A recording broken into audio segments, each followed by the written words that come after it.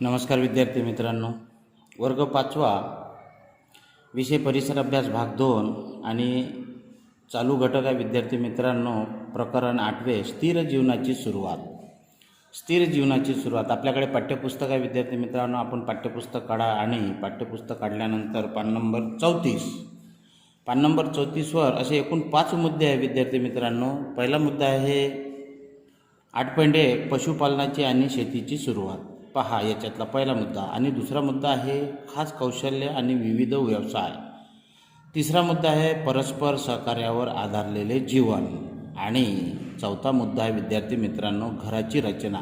आता बघा विद्यार्थी मित्रांनो, आपण 1, 2, 3 ही 3 मुद्द्याची माहिती बघितलेली आहे. आज आपण चौथा मुद्दा म्हणजे घराची रचना. आता या घराची रचना कशी आहे आता हे बघा.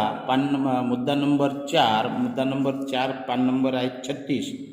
पान नंबर 36वर आहे घराची रचना. तर विद्यार्थी मित्रांनो बघा, घराची रचना या नवाश्म युगातल्या लोकांची घराची रचना कशी होती ते जाणून घेऊया आपण. तर बघा विद्यार्थी मित्रांनो, त्यानंतर एकूण असे 5 मुद्दे आहेत. पहिला 8.4 घराची रचना बघा. नवाश्म युगाच्या सुरुवातीला कुडाची घरे बांधली जात होती. बघा आता नवाश्म युगामध्ये सुरुवातीला जे घर होते ते कुडाचे घर होते. आता आपल्या परिसरात कुठं तुम्हाला कुडाची घरं पाहायला मिळतात.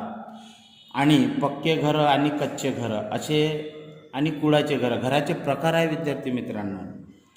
पुढे अन्नधान्याच्या विपुलतेमुळे लोकसंख्या वाढली. आता अन्नधान्य जसजसं ते पुढं पाऊल टाकत गेले त्यांच्या अन्नधान्यामध्ये वाढ होत गेलेली आहे. आणि वाढ होत गेलेली आहे आणि त्यांच्यापाशी मुबलक असा अन्नधान्य होत गेलेलं आहे. आणि त्यांच्या लोकसंख्येमध्ये सुद्धा वाढ झालेली आहे. गावे स्थिरावत आणि विस्तारत गेली. आता काही गावे स्थिरावत गेली आणि काही गावे विस्तारित गेलेली आहे. काही गावातले लोक जसे आता आपण जसं नोकरीला कुठं गेलो तर आपण तिथं घर बांधतो, तिथं राहतो, हे विस्तारित गेलेलं आहे. आणि काही गावामध्ये त्याच गावात राहून असं वेगवेगळं राहणं ते विस्तारित गेलं. काही काळानंतर कच्च्या विटांची चौकोनी घरे बांधली जाऊ लागली. आता बघा विद्यार्थी मित्रांनो, काही काळानंतर कच्च्या विटांची चौकोनी घरे बांधल्या जाऊ लागली.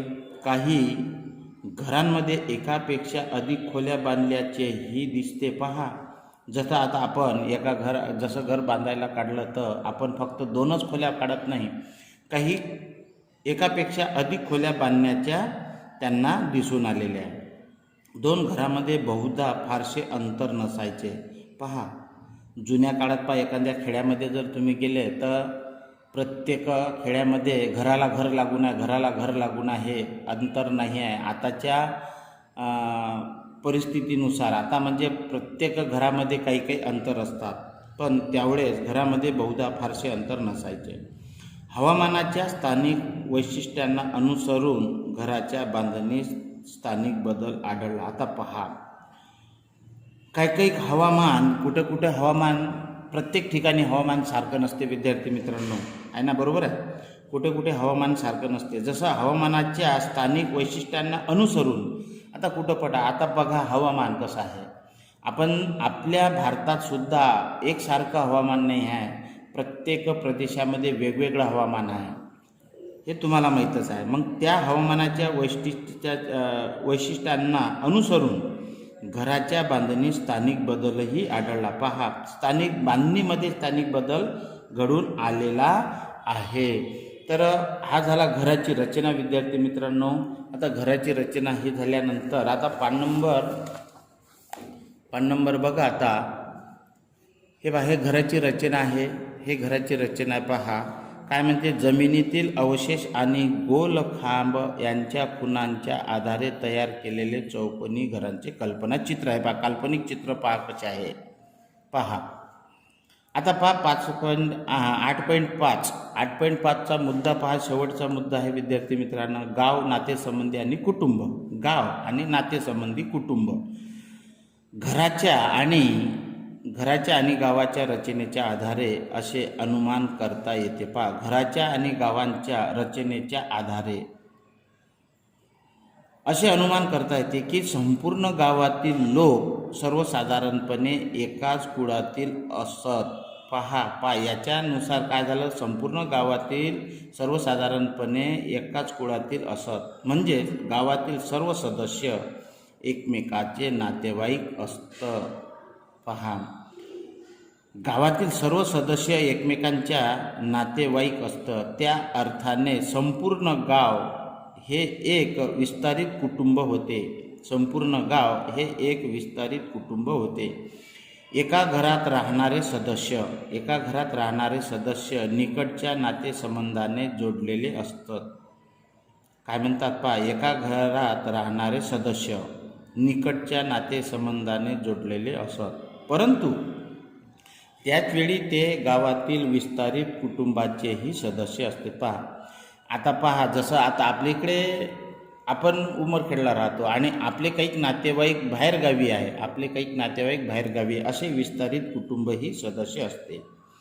मृत व्यक्तीला घरात किंवा घराच्या अंगणात पुरत असत. पहा, त्या काळामध्ये मृत व्यक्तीला घरात किंवा घराच्या अंगणात पुरत असे. आता पुरतात का? नाही. आता आपण कुठं नेतो? मृत व्यक्तीला स्मशानभूमीत नेतो. व्यक्तीच्या कुटुंबाशी असलेला संबंध मृत्यूनंतरही तुटू नये. पहा, व्यक्तीचा जो त्यावेळेस त्यांचा काय संबंध होता, मृत्यूनंतरही त्यांचा संबंध आपला तुटू नये म्हणून ते काय करत असे, घरातच पुराचे किंवा घराच्या अंगणामध्ये, असा उद्देश त्यांच्या मागे असावा. मृत्यूनंतरच्या आयुष्यात उपयोगी पडाव्यात या समजुतीने विविध वस्तूही मृतासोबत पुरण्यात येत असे. पहा,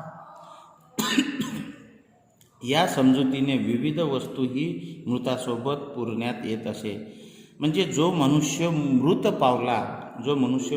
पावला त्या मृत पावलेल्या सोबत या विविध ज्या वस्तू होत्या त्यांच्यासोबत त्या काही पुरवत असत. पहा, त्यावेळे जमिनीतच पुरवायचे पण त्यांना जाळायचे नाही. आता आपण काय करतो, मृत व्यक्तींना जाळतो. तर बघा विद्यार्थी मित्रांनो, 8.5 हा एक मुद्दा होता, हा पण घेतला आपण, गाव, नातेसंबंधी आणि कुटुंब. आता पान नंबर 37वर काही प्रश्न दिलेले आहे आणि पान नंबर 38वरला काही प्रश्न ह्या स्वाध्याय आपण आपल्या वहीमध्ये सोडवायचा आहे. तर विद्यार्थी मित्रांनो, हा पाठ इथं संपला आणि पाठ संपल्यानंतर स्थिर जीवनाची सुरुवात ही कशी झाली हा पूर्ण पाठ वाचून काढा विद्यार्थी मित्रांनो. स्थिर जीवनाची सुरुवात असे 5 मुद्दे आहेत. 5 मुद्दे बरोबर वाचून काढा आणि त्याचा स्वाध्याय आपण आपल्या वहीमध्ये सोडवा. धन्यवाद.